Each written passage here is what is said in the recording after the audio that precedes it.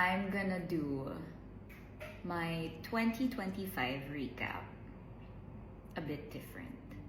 Sabi ko, kwento ko na lang kaya, diba? So ending, naging kwento na nga lang ang lahat. Okay, so simulan na natin! Number 1, work. Sobrang grateful ako dahil ang daming opportunities na ibinigay sa akin this year. Maraming nag-trust na brands. So thank you. Thank you so much po sa tiwala. Projects, yes, my gosh, ang dami.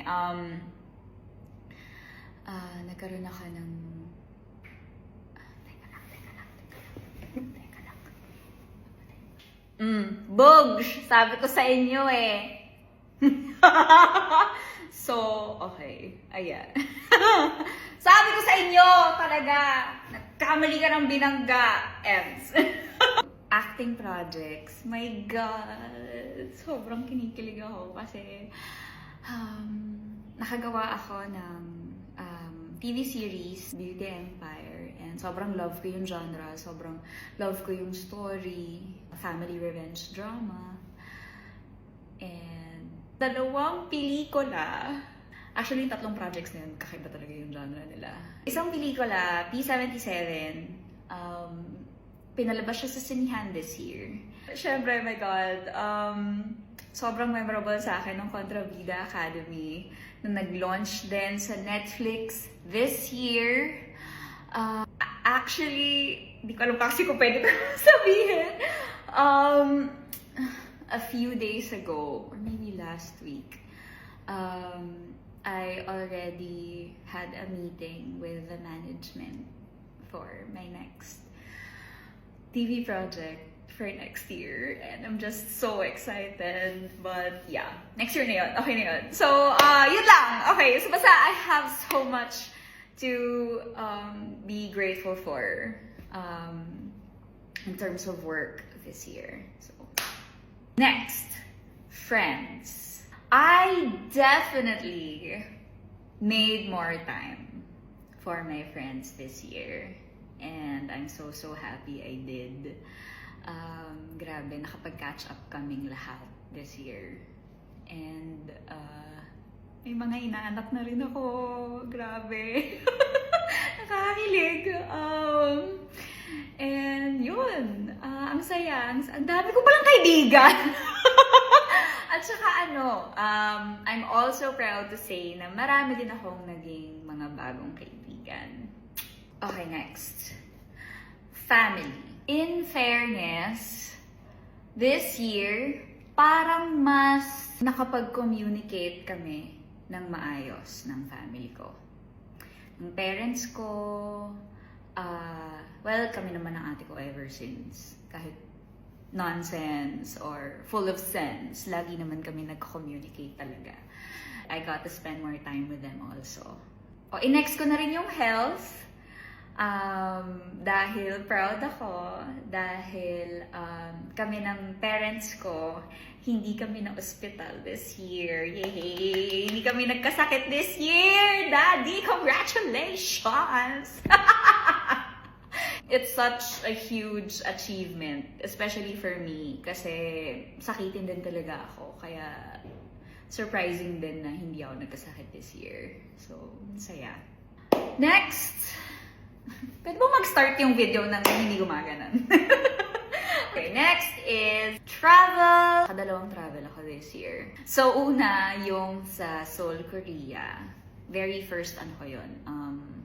Solo trip. Samgyeopsal every day. Woo! Talaga nga naman. Pangalawa, pumunta ako kay ate sa Chicago. Doon ako nag-Halloween. So, yun. I also got to spend time with my sister, si Kuya Ben, si Lucian. Kaya, yun. Next, love.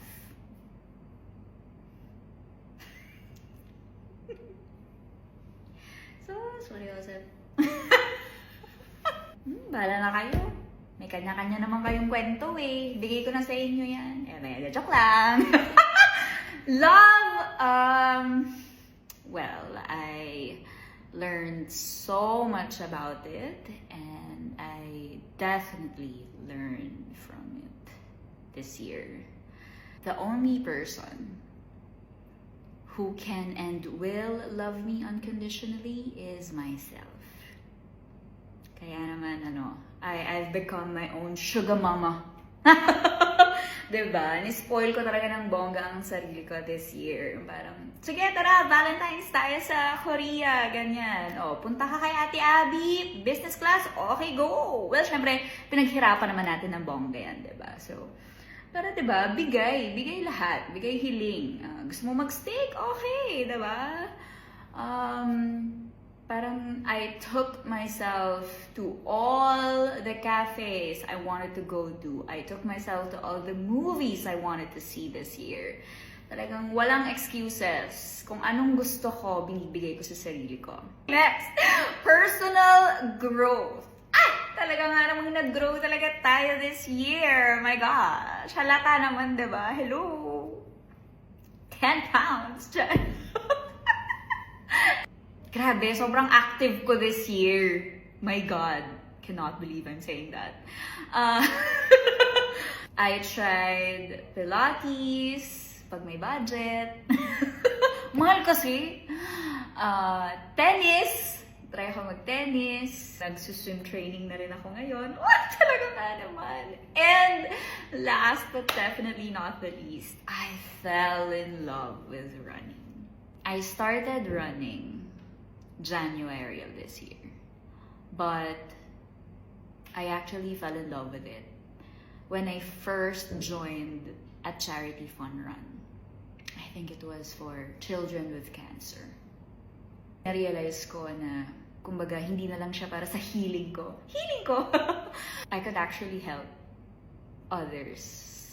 Kaya sobrang minahal ko yung pagtakbo. Kaya naman, ang dami ko talagang sinalihan. Like, dumadayo talaga ako para lang mag-charity fun run, ganong level. Because I actually fell in love with it. There was a point na medyo na-frustrate ako sa sarili ko. Because I stopped running regularly for a time. That was when I was too busy with work. Nung unti-unting bumabalik na ako sa pagtakbo, humina ako ulit. Like, sobrang na-insecure ako sa heart rate ko, sa pace ko, ganyan. But then, na-realize ko din, nagsimula akong tumakbo kasi I wanted to be present. Pag tumatakbo ko, feeling ko talaga parang, like, ako lang mag-isa, ganyan. Ang iniintindi ko lang yung pace ko, heart rate ko, yung distance na gusto kong ma-achieve. And so, ang saya. I-remind ko yung sarili ko na huwag kang ma-pressure. And so, ayun. Na-enjoy ko na siya ulit. Nasaan ba tayo? Nasa last na tayo! Greatest lesson ko this year is to be present. Be in the moment. Yun. Basically, to show up. Show up for people who matter. But most importantly, show up for myself. Get up, do something, anything. Lagi kong pinupush yung sarili ko to be out there, to actually live my life to the fullest. And so, with that, the 2025 season has come to an end.